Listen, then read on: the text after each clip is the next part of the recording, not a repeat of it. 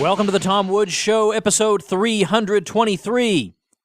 We're talking about Lysander Spooner again today. I didn't realize I'd have so much to say about this guy, and I wanted to have a full episode to talk about his views on consent and the Constitution, because I think that's the aspect of his thought that gets the most libertarian attention, and I didn't want that to be just an afterthought in an episode having to do with his work against slavery. At the end of the episode today, I'm going to tell you how to get my free ebook that I've just released. I've got a brand new ebook, costs nothing, derived from material from this here show, and it's called 14 Hard Questions for Libertarians Answered. Yeah, baby, you can get that for free, but just hang on, I'll tell you how to do that at the end. So we're talking about Lysander Spooner. You remember this guy, 19th century figure.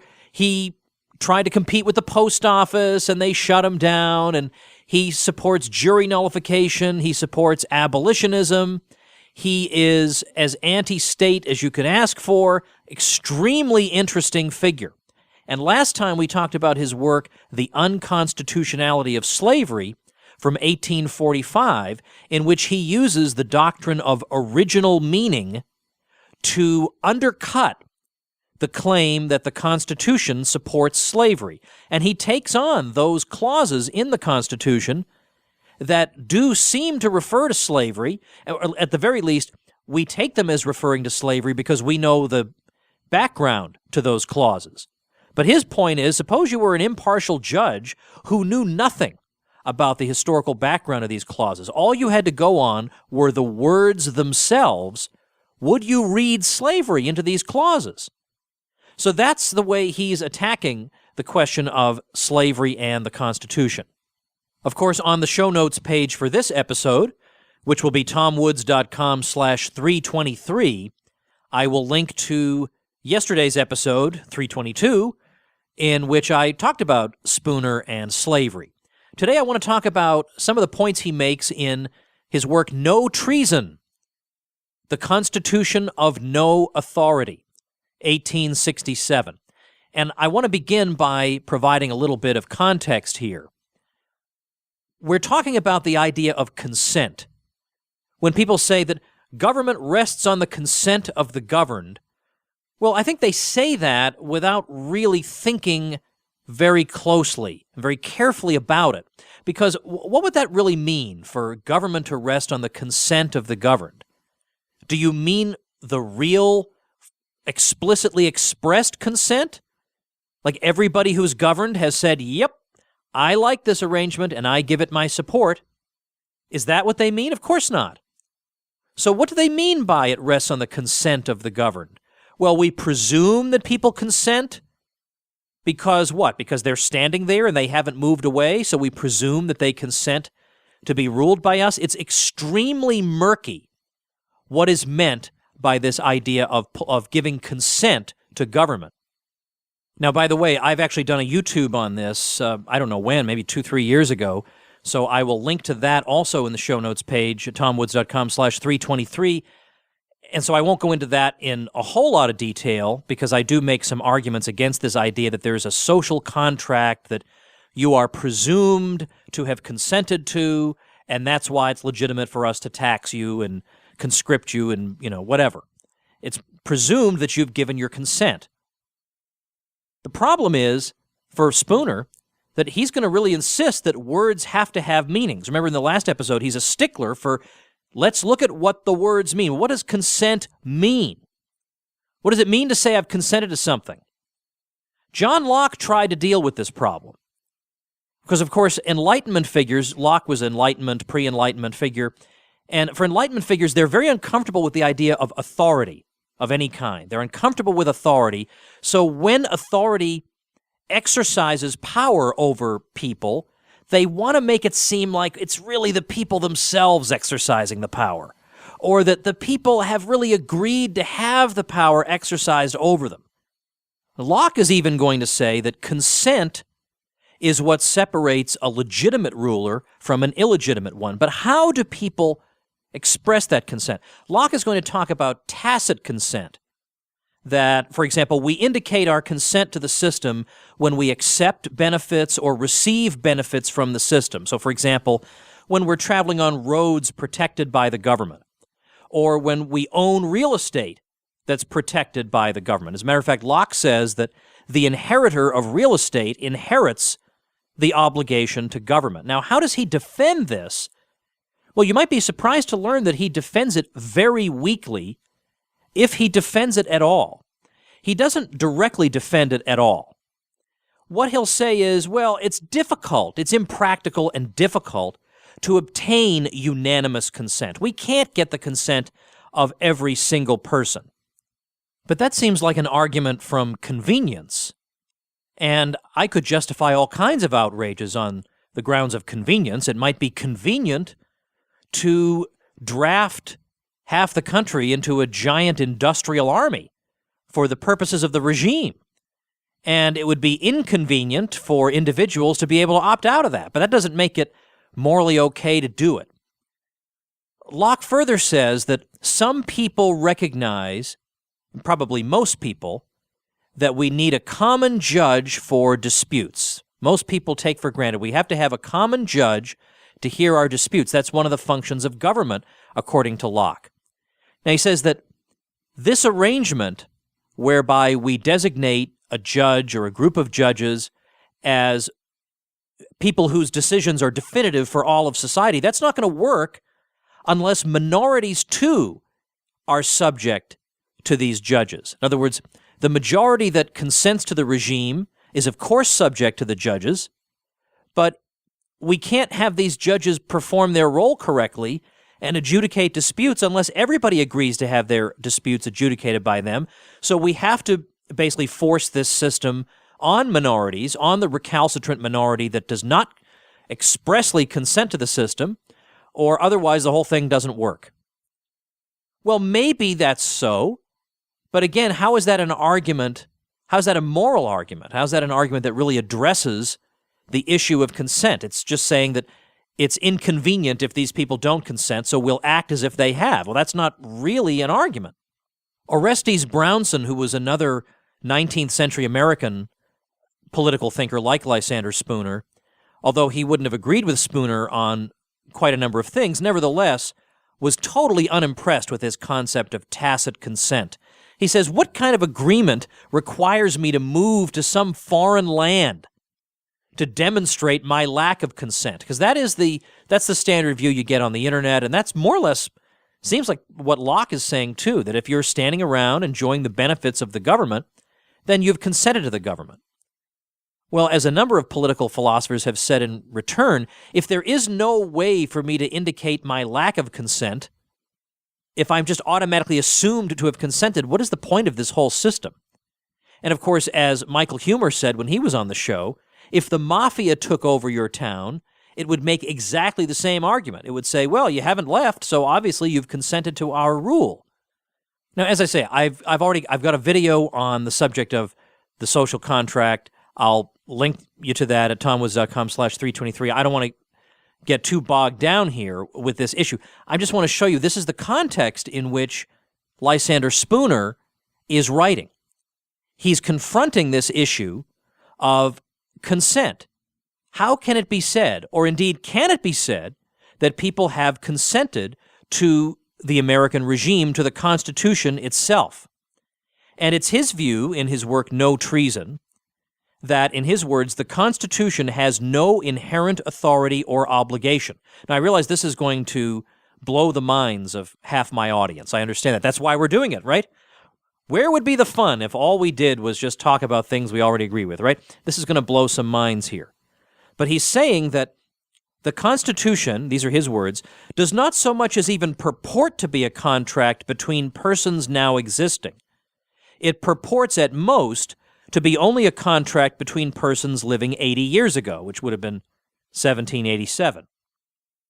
And it can be supposed to have been a contract then only between persons who had already come to years of discretion, so in other words, to be old enough to have an opinion worth considering, so as to be competent to make reasonable and obligatory contracts. Furthermore, we know historically that only a small portion even of the people then existing were consulted on the subject, or asked or permitted to express either their consent or dissent in any formal manner. And he continues, those persons, if any, who did give their consent formally are all dead now. Very blunt, huh? Most of them have been dead 40, 50, 60, or 70 years. And the Constitution, so far as it was their contract, died with them. They had no natural power or right to make it obligatory upon their children. And he goes on to say that it's a general principle of law that a written instrument doesn't bind anybody until he signs it. And yet, who has signed this thing? What living person has signed this document? I don't know of any, he says. Now, he anticipates the objection, well, if you vote, then voting shows your consent, because it shows you're playing the game, so to speak. You're participating in the regime in a certain fundamental way. You are taking part in their official electoral process. And so that means you've consented. That means you've consented to the regime.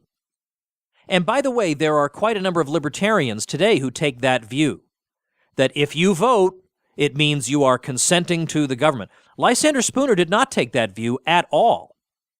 He said, I've got a number of reasons that voting does not imply consent.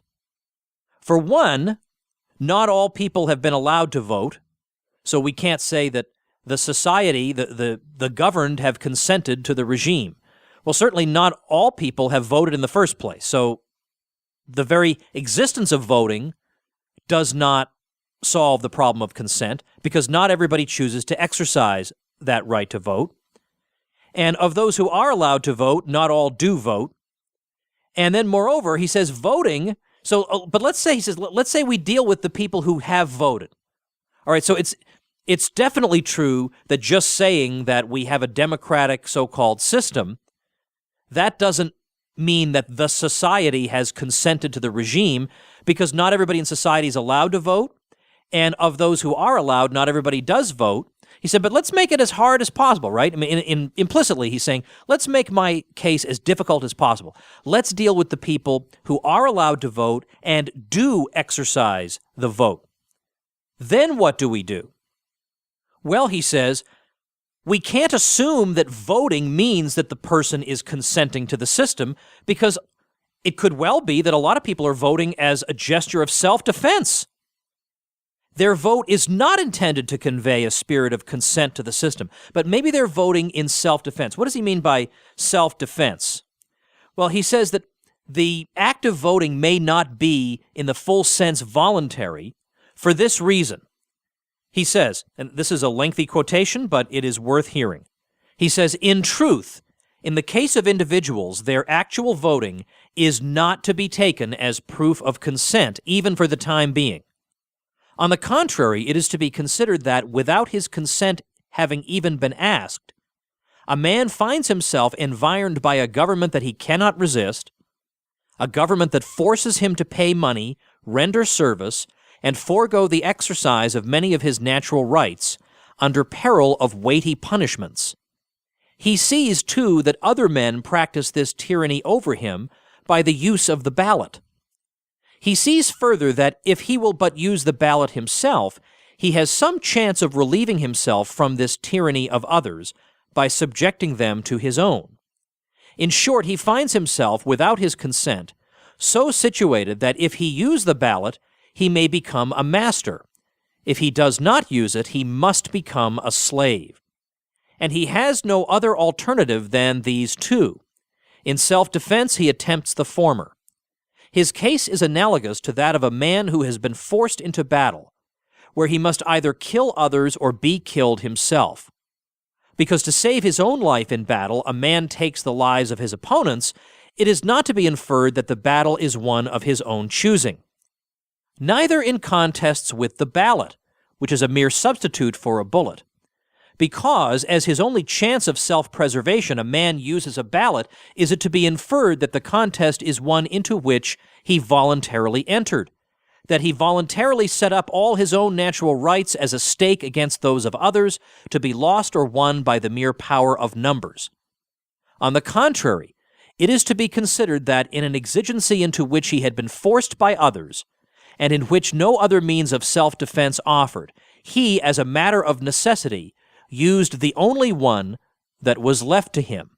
And then he goes on to say later, as we can have no legal knowledge as to who votes from choice and who from the necessity thus forced upon him, we can have no legal knowledge as to any particular individual that he voted from choice, or consequently that by voting he consented or pledged himself to support the government.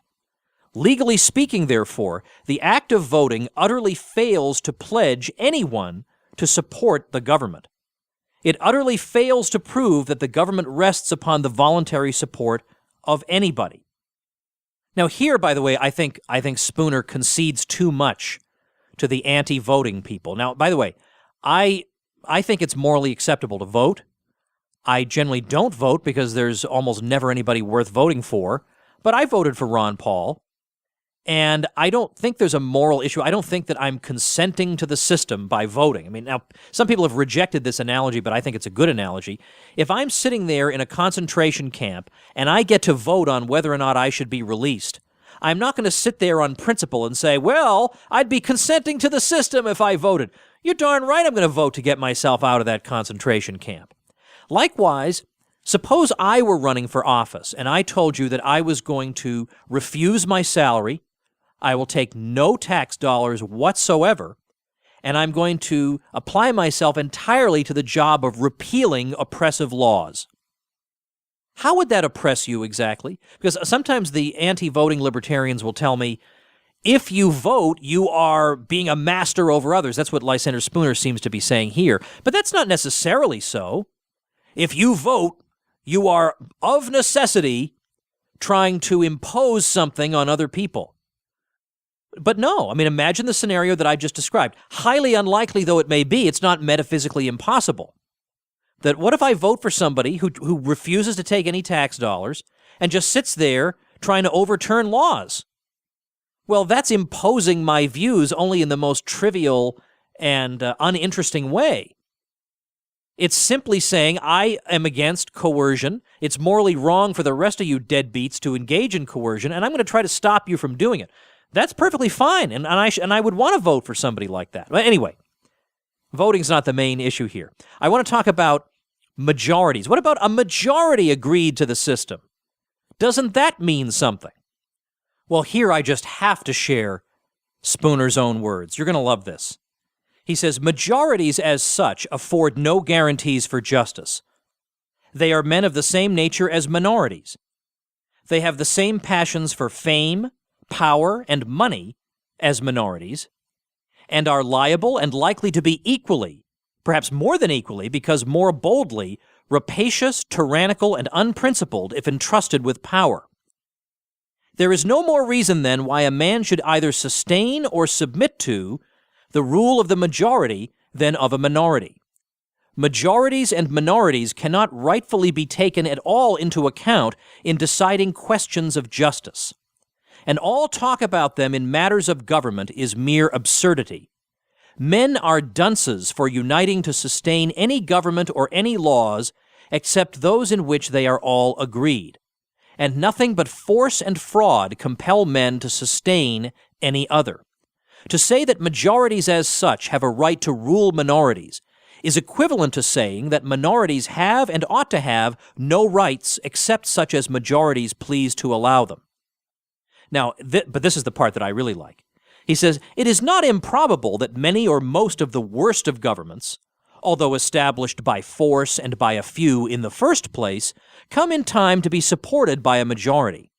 But if they do, this majority is composed in large part of the most ignorant, superstitious, timid, dependent, servile, and corrupt portions of the people, of those who have been overawed by the power, intelligence, wealth, and arrogance, of those who have been deceived by the frauds, and of those who have been corrupted by the inducements of the few who really constitute the government. Such majorities very likely could be found in half, perhaps 9/10 of all the countries on the globe. What do they prove? Nothing but the tyranny and corruption of the very governments that have reduced so large portions of the people to their present ignorance, servility, degradation, and corruption.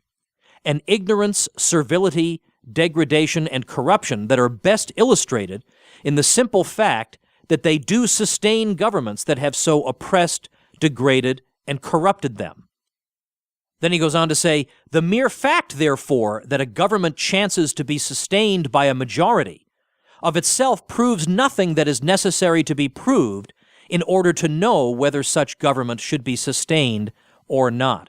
Now, there's much more here in No Treason that's worth reading, many more arguments in defense of Spooner's claims. But the long and the short of it is, according to Spooner, the Constitution cannot and does not bind anyone because there's no other part of our lives where there's nothing in any legal principle that is known to man where we would be bound by something we never signed, we never gave clear consent to, and therefore the Constitution, he says, is of no authority. All right, well, that may be the first time you ever heard Lysander Spooner, and you may need a little time to think it over. Or you may want to read it for yourself. If so, head over to tomwoods.com/323. You'll see a link to Spooner. What was it that I was going to tell you guys about it? The free ebook. Okay, so the episode's over. I want to tell you about the free ebook. I have just produced an ebook called 14 Hard Questions for Libertarians Answered. Yeah, that's right. And it's free. And you can get it. How do you get it? You go to tomwoods.com. And you look right at the top of tomwoods.com. It says, hey, something like, I don't even remember what my own website says, but it says something like, to stay updated. You know what? Maybe I should look. All right, it says, get notified with the latest news and podcasts, plus receive a free bonus ebook. And then you click notify me. And then you'll get a nice box coming up. And that's how you get the book. It is a beauty. You'll love it. It's drawn from material that I've gotten through this show.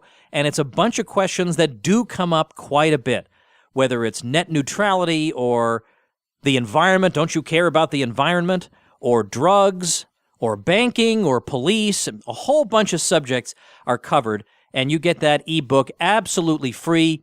Head over to tomwoods.com. You'll see the little notification for it right at the top of the screen, and then go ahead and claim that baby for yourself. One other thing, I asked you guys yesterday about a survey. If you wouldn't mind filling it out, I want to make clear, I didn't write up the questions for the survey. It's a standard Libsyn survey that's done for podcasts that they host. They host my podcast over at Libsyn, and I don't see any of the individual responses at all. I don't see any individual questionnaires that are filled out. All I get are the aggregated results. So you don't have to be shy or whatever. Like, I'm not going to know anything about you. I'm never, ever going to see any of that.